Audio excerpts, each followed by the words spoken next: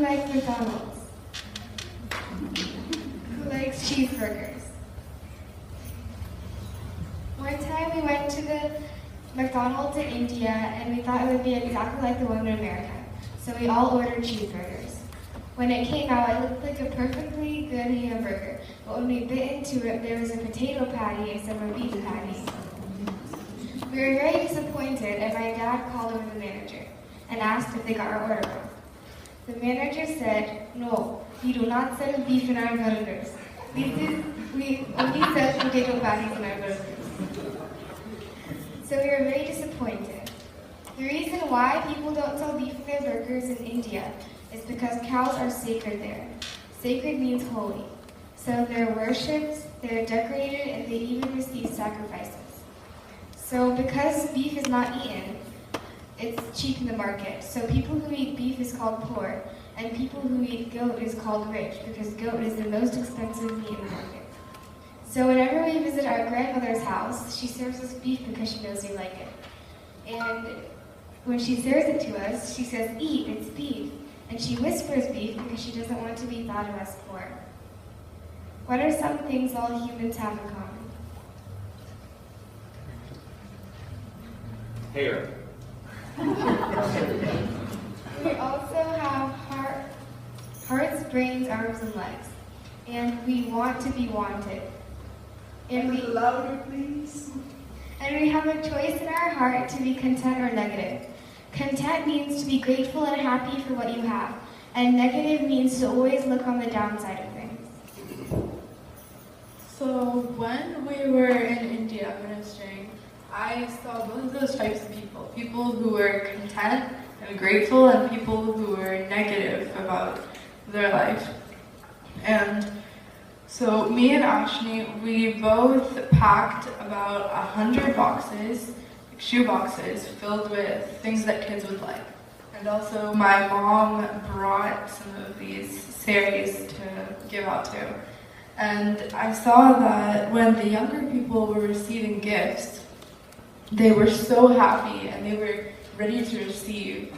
But when I saw the older people, they looked a little sad, or like they had a blank expression on their faces. And I think that's because they think that we're just going to give them this gift, and then tomorrow they are just going to go back to being in poverty again. So they weren't really happy.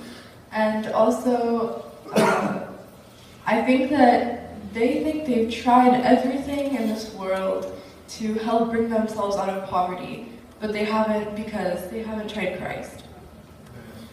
And after we were ministering, we went to one of the houses in the villages, and the house only had 4 rooms, 4 very small rooms. And in India, the average temperature is 104 degrees every day. It's really hot. And in that house, there was no AC and there was no fan. So it was just hot and humid. And also in the house, 9 people were living there. And it was a small 4 small rooms. And there were 5 kids, 2 parents and 2 grandmothers. And I saw something really odd about them, because for people who are living in such a poor state, you would think they would be depressed or sad, but all of their faces were happy. They were so joyful. And that really touched me, because even though we're living here in America, which is one of the most wealthiest places in the world, like, we complain about things like if Chick-fil-A doesn't put ice in our water, and things like that. And it really made me check myself and align myself with God, because I realized that I should be more grateful, because I have like all of the things that most people don't have. And that was really a big thing for me that really like touched me. And another thing that happened after we finished ministering was me and Ashnee were sitting in the car ready to leave, and my parents were there, And all of a sudden, like a bunch of kids, they just came out of nowhere from the village and they started banging on the car. And we didn't know what to do because we never experienced that. And so we just opened the car, and then they started asking us questions and feeling our hair, and they were so curious and happy to see us. And we felt sad because we couldn't talk to them. We understand the language, but we can't speak it. So it was really discouraging because we couldn't communicate with them or like, answer their questions. And that was one of the big things in India, because one of the big problems, because when we went to India, when you go there, it's like nobody speaks English. It's just all a different language. And so it was really hard to fit in and things. So that was a struggle because I felt like we sacrificed everything to go to India, and I felt like I wasn't making a difference.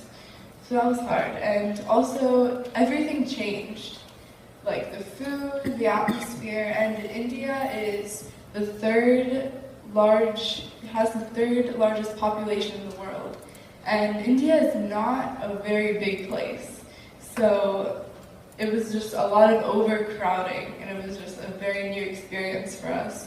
And also there's a lot of traffic and just random animals. There's just cows walking everywhere, and just pollution. And in India, when you look up at the sky, they have palm trees and coconut trees, and that looks really pretty. And also they have the sunsets, and that makes it look beautiful. And when you look down underneath all of that, you see the poverty and the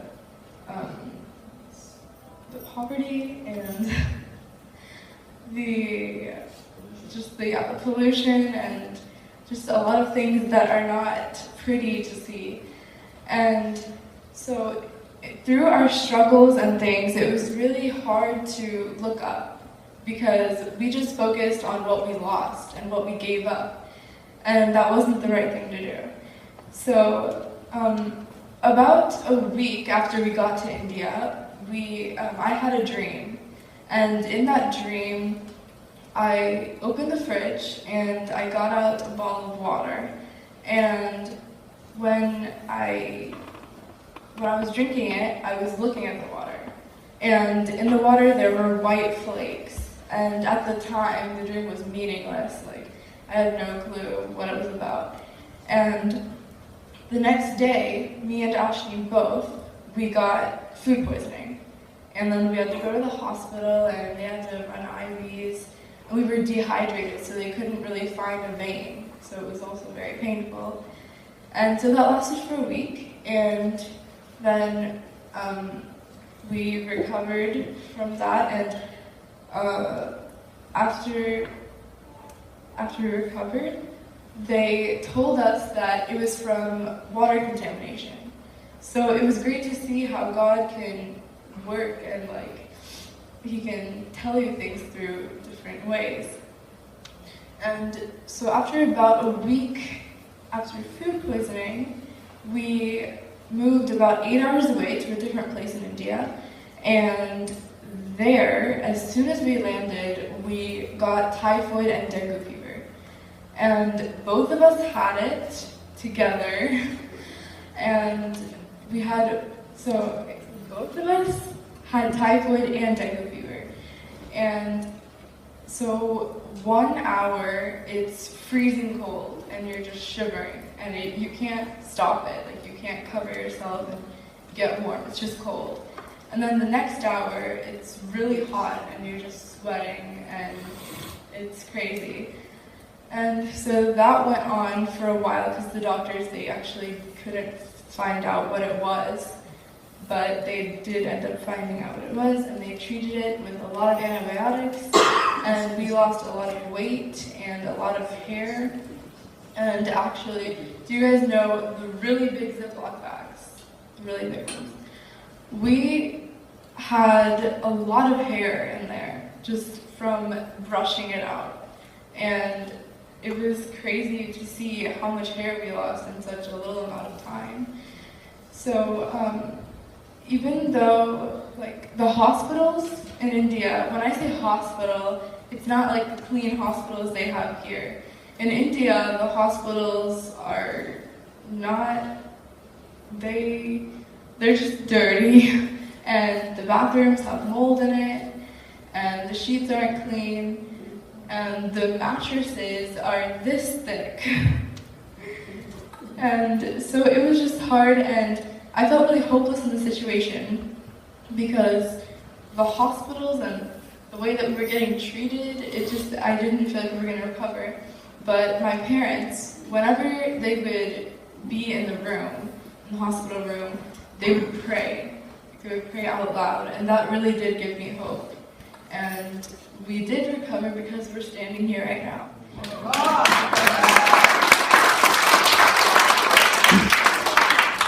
But after about 3 weeks, on Ashnee's birthday, the typhoid relapsed again. But the doctors said that it wouldn't relapse, but it did.